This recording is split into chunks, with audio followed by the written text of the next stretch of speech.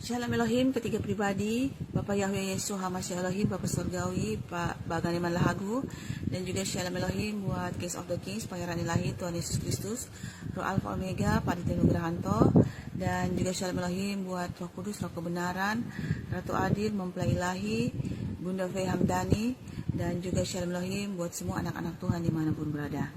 Hari ini saya akan membagikan firman Tuhan yang terdapat dalam Yakobus pasal yang keempat, ayat yang ke-13 sampai yang ke-17 yang berkata demikian dengan judul perikop, jangan melupakan Tuhan dalam perencanaan.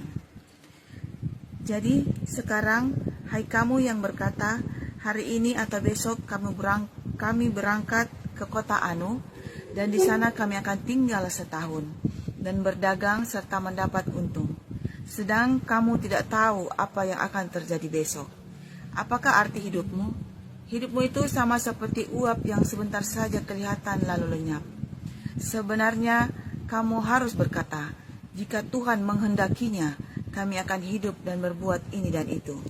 Tetapi sekarang kamu memegahkan diri dan dalam congkakmu, dan semua kemegahan yang demikian adalah salah.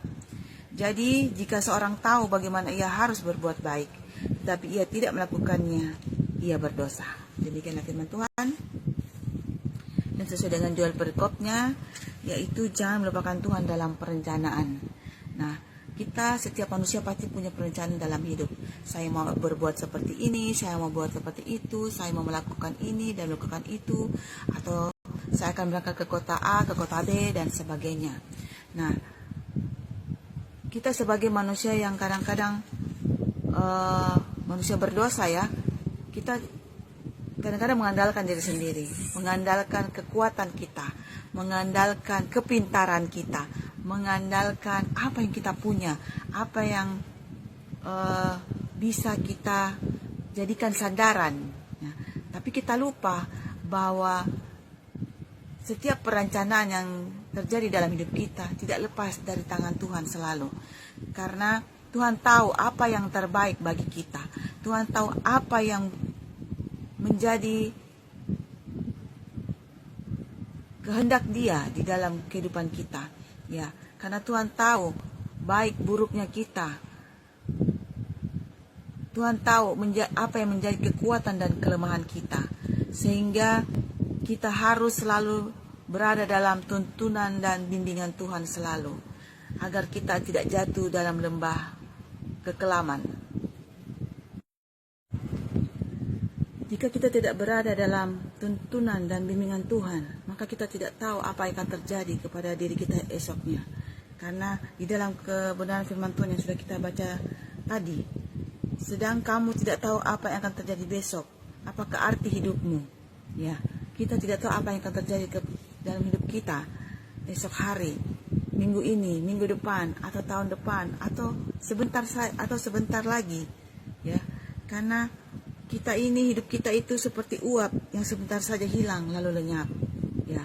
Karena kita itu rentan akan sakit penyakit, kita mudah mendapat malapetaka kalau kita berada di luar perlindungan Tuhan. Jadi janganlah kita mengandalkan diri kita bahwa kita itu mampu melakukan segala hal, bahwa kita mampu melakukan dan ini dan itu. Bahkan kita kadang-kadang mempersiapkan sesuatu yang lebih daripada kehendak dan perencanaan Tuhan. Ya. Nah, firman Tuhan yang sudah kita baca tadi mengajarkan kita bahwa kalau kita melakukan perencanaan dalam hidup kita, haruslah kita berkata, jika Tuhan menghendakinya, ya. Diawali dengan jika Tuhan menghendakinya, karena kehendak Tuhanlah yang menjadikan dasar kita untuk melakukan segala sesuatu dalam kehidupan kita. Karena kehendak Tuhanlah yang terbaik, kehendak Tuhanlah yang mendatangkan kebaikan, bukan mendatangkan malapetaka dalam kehidupan kita. Karena kita tidak tahu ya apa yang akan menimpa hidup kita jika kita berada di luar dari perlindungan Tuhan. Karena di luar sana banyak sekali malapetaka yang sering yang akan mengintai hidup kita, mengintai jiwa kita, mengintai keluarga kita kalau kita di luar dari bimbingan Tuhan. Nah, kalau kita terus mengandalkan diri kita, berarti kita sombong, kita congkak, kita bermegah bahwa kita itu hebat, kita itu bisa melakukan sesuatu. Nah, padahal itu adalah salah di mata Tuhan. Ya, Tuhan tidak menginginkan orang yang congkak. Ya, Tuhan mengasihani orang yang rendah hati. Jadi kita datanglah dengan kerendahan hati kita. Kita minta Tuhan selalu membimbing kita. Kita tidak melupakan Tuhan dalam perencanaan kita. Kita selalu minta kepadanya, Tuhan tolong saya, Tuhan bimbing saya dalam kehidupan saya dan keluarga saya. Seperti itu yang harus kita katakan. Di ayat yang terakhir, ayat yang 17 mengatakan, jika seorang tahu bagaimana ia harus berbuat baik, tetapi ia tidak melakukannya, ia berdosa. Ya, ayat ini jelas mengatakannya bahwa kita tahu bahwa ini untuk kebaikan, tetapi kita tidak mau melakukannya karena kita takut kita dicemooh, kita dihina, atau kita diolok-olok ya. Maka kita enggan melakukan kebenaran itu. Maka itu adalah dosa di hadapan Tuhan. Nah, jadi kita janganlah mendengar suara-suara dunia ini, suara-suara di luar Tuhan yang untuk menghambat kita melakukan kebaikan atau melakukan kebenaran yang sesuai dengan firman Tuhan. Ya, janganlah kita mendengarkan itu, karena itu membuat kita berdosa di hadapan Tuhan.